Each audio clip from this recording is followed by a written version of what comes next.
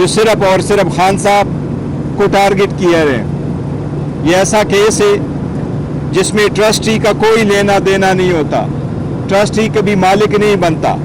गवाहों ने एडमिट किया है कि खान साहब ने ना कोई ज़ाती फ़ायदा लिया है और न ही सरकार को कोई लॉस हुआ है। इसके बावजूद ये पॉलिटिकली मोटिवेटेड केसेस है जो चल रहे हैं। आज भी खान साहब ने इसका जिक्र किया है कि तोशा खाना पे एक चौथा केस बनाने की तैयारी हो रही है।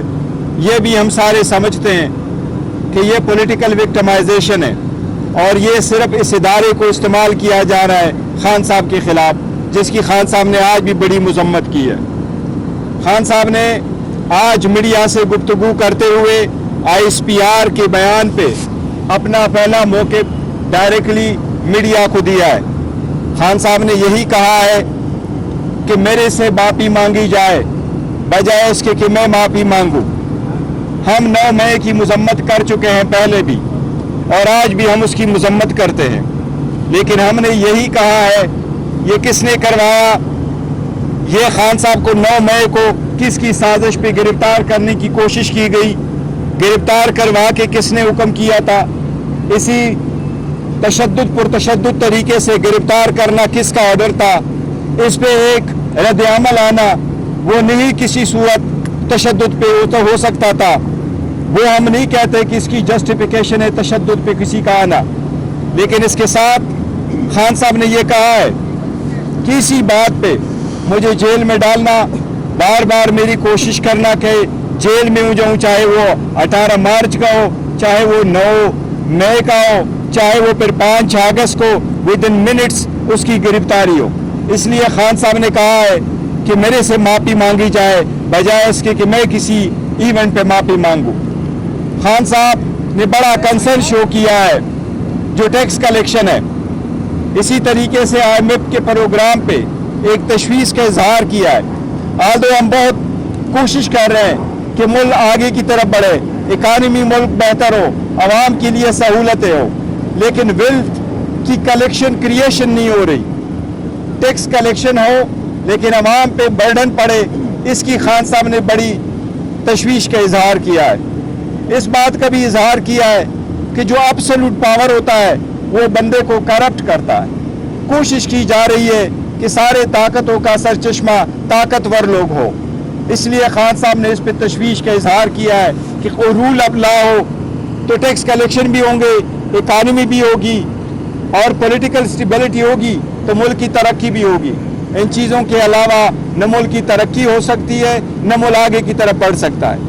आप जलसे की इजाज़त नहीं देते एक स्पेसिफिक पॉलिटिकल पार्टी को जो पाकिस्तान तहरीक इंसाफ है या उसके अलायंस है।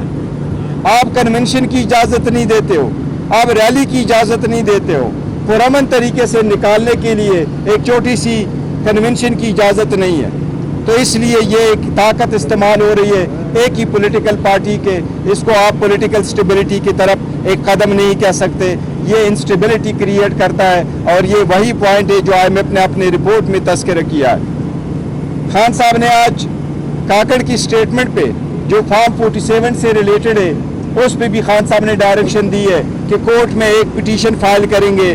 जो हमने पहली स्टेटमेंट दी थी और पिटीशन सुप्रीम कोर्ट में फाइल हो चुके थे फॉर्म 45 और 47 से रिलेटेड, उसमें इसको भी हम इंक्लूड करेंगे।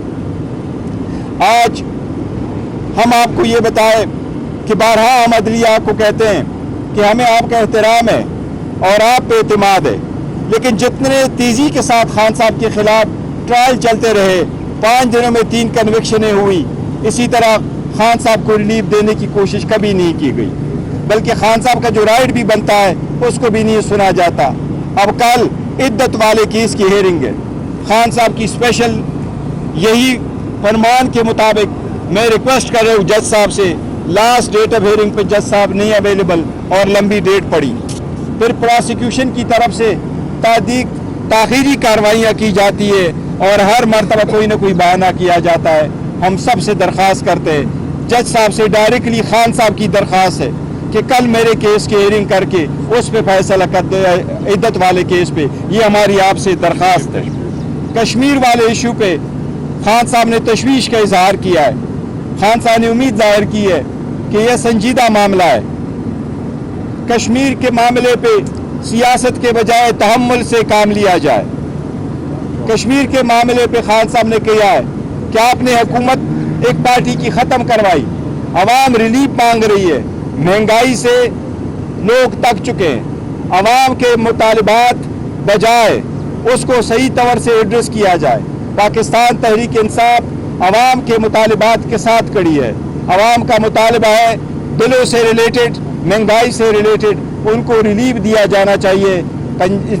کشمیر بڑا ایک سینسٹیو ایشو ہے, اس پہ ایک اچھا موقع پانا چاہیے اور کشمیر کے عوام کو ریلیف دینا چاہیے جو ان کا حق بنتا ہے. جی پلیز. عدالت کے اندر آپ کی موجودگی کے اندر جو عمران خان ہیں انہوں نے جو 2 صفحات پر مشتمل جو بیان تھا وہ لہرا کر بتایا کہ یہ رجسٹرار سپریم کورٹ کا بیان ہے جس میں انہوں نے یہ بتایا کہ 35 ارب روپے جو ہیں اس کے اوپر مزید پروفٹ لگ چکے 13 ارب روپے.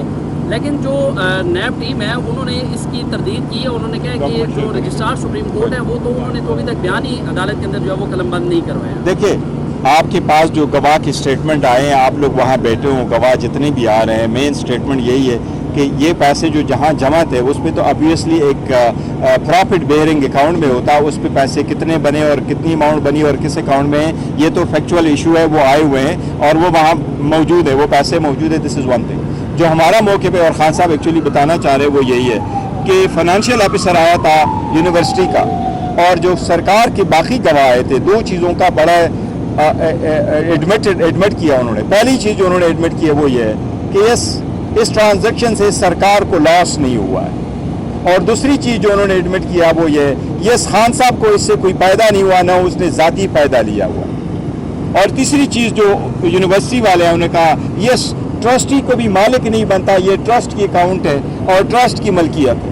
آج خان صاحب نے بھی آپ کو کہا کہ کیا شوکت خانم میری ملکیت ہے, کیا نمل یونیورسٹی میری ملکیت ہے. وہ آلموسٹ 1000 کنال پہ ان کی کنسٹرکشن ہو چکی ہے. اس لیے ٹرسٹی کبھی مالک نہیں بنتا, یہ اس کی ذاتی ملکیت نہیں بنتا. اس لیے خان صاحب نے کوئی فائدہ نہیں لیا. اس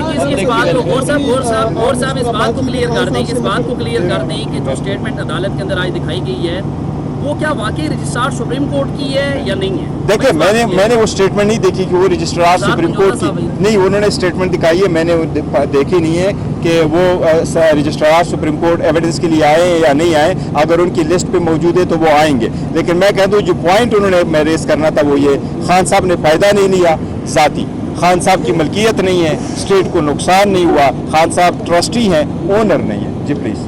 سوال یہ تھا کہ آپ نے مختلف باتیں کی, نون لیگ چاہتے ہیں کہ مذاکرات ہو, راز نواز صاحب نے کل کہا ہے کہ نواز شریف بھی تیار ہے, تو مذاکرات کے حوالے سے خان صاحب نے کیا کہا اور کیا بدل گیا؟ دیکھیں خان صاحب کی مذاکرات کے سلسلے میں آج بھی وہی پیغام ہے کہ میں پہلے کہہ چکا ہوں ڈائیلاگ ہونے چاہیے, لیکن ڈائیلاگ میں کر رہا ہوں, میں ڈیل نہیں کر رہا.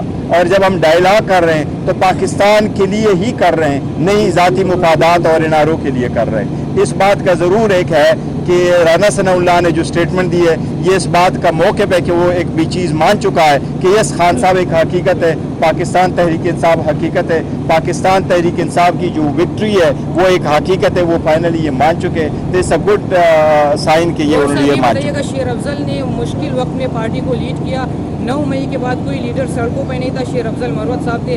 اب ان کے ساتھ جو کیا جا رہا ہے آپ کو نہیں لگتا کہ ان کے ساتھ دیکھیں پارٹی کے ایک منٹ پارٹی کے انٹرنل معاملات پہ یہاں بات نہیں کرتے, وہ ہم کر چکے ہیں. جی اور میرا یہ کشمیر پہ سوال ہے کہ آپ نے کہا کہ وہاں پہ حکومت ختم کی گئی, وہاں پر پہلے وزیر اعظم کو خود ہٹایا, اس نے پریس کانفرنس کی تھی کہ علی امین گنڈا پور کے حوالے میں آزاد کشمیر کا خزانہ نہیں کر سکتا تھا کیونکہ وہ وزیر امور کشمیر تھے.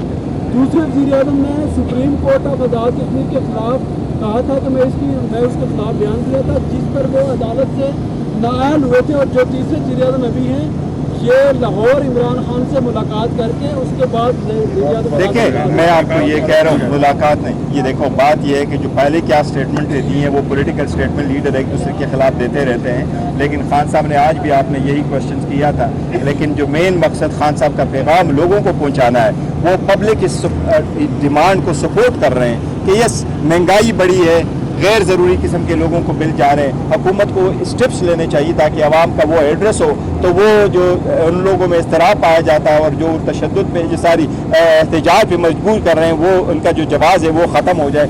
اس بات کے لیے خان صاحب نے نشاندہی کی ہے کہ سینسٹیو میٹر ہے کشمیر کا, اس کو فوراً ایڈریس کیا جائے. جی پلیز. صاحب ایک کنفیوژن ہے. خان صاحب نے اندر کمرہ عدالت میں ایک اسٹیٹمنٹ دکھائی.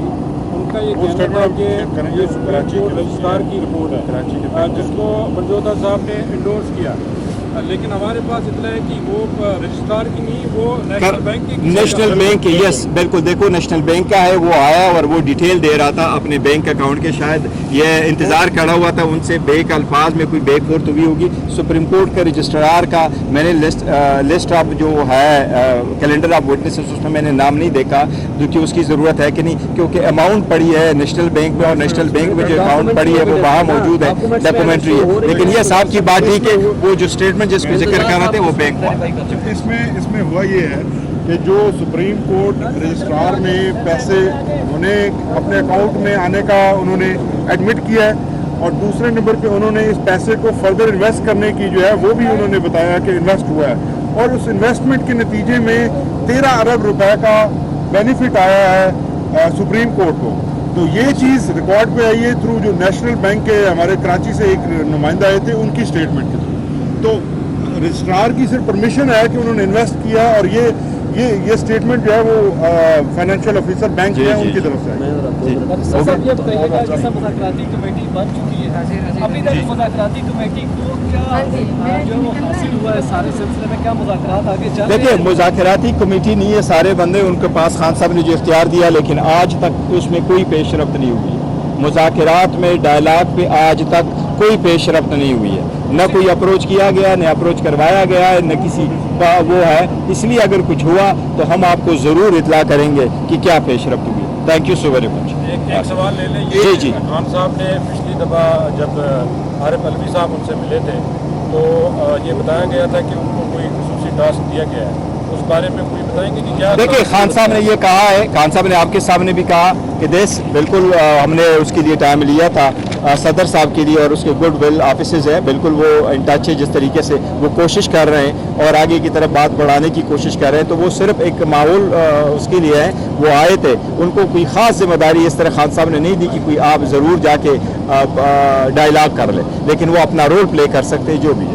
یہ میڈیکل کے بارے میں آپ کو بتا رہے ہیں, کورٹ نے ایک آرڈر کیا. خان صاحب کے میڈیکل کے اوپر جو کنسرن تھا ہمارا, پچھلے ہفتے بھی ایک آرڈر آیا تھا, جس آرڈر کے مطابق خان صاحب کا میڈیکل ایگزامینیشن اور ان کے جو ٹیسٹ ہیں وہ شوکت خانم اسپتال کے جو ہمارے ٹرسٹڈ ڈاکٹرز ہیں اور پیمز اسپتال کے جو ڈاکٹرز ہیں, کیونکہ رولز کے اندر پیمز اسپتال ہے, لیکن کورٹ نے یہ پرمٹ کیا کہ ہماری سیٹسفیکشن کے مطابق ہمارے جو اپنے ڈاکٹرز ہیں ان کے ساتھ مل کر ٹیسٹ ہو سکیں.